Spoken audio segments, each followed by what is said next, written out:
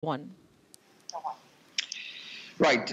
So far, what has happened is that polling did actually open at around 5 in the morning local time.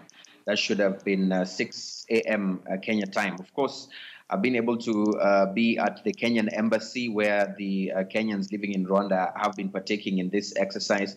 The turnout compared to the August 8th presidential and general election, for that matter, is not as good as it was in August.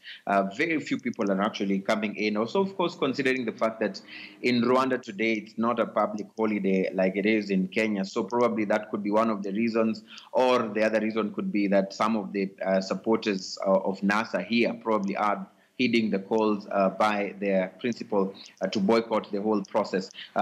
What I can also tell you is that there are actually two polling stations, and one of the polling stations has 437 registered voters, while the other one has 438 registered voters, bringing to a total of 875 Kenyans who are registered and eligible to vote in the presidential poll out of the over 4,000 Kenyans living in Rwanda. So the presiding officer who I spoke to did say that they are expecting to see more Kenyans coming in probably in the course of the day during the lunch hour or something like that. But so far, they have not reported any incident here at the polling station.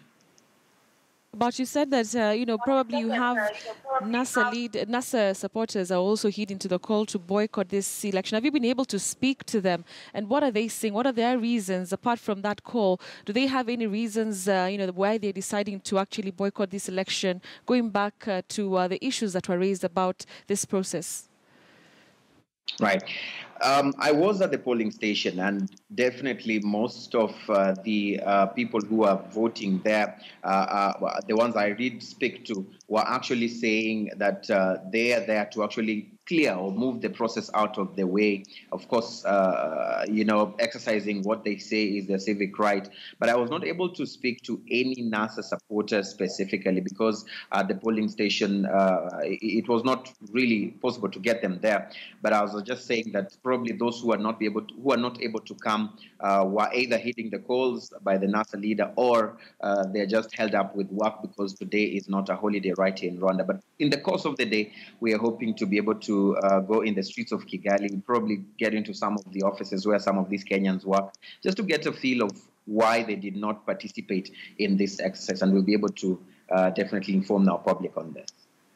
That it is not a holiday in Rwanda as it is in Kenya, but do we know if employers are giving Kenyans a chance to actually go and vote?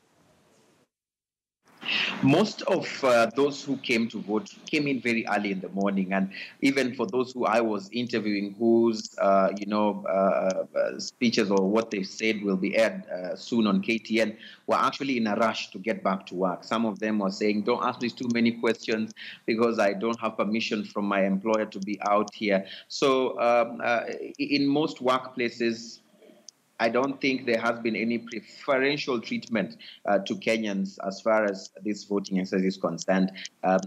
Some are just sneaking out of the office to come and vote. Others are actually back at their workplaces, decided to go on with their duties.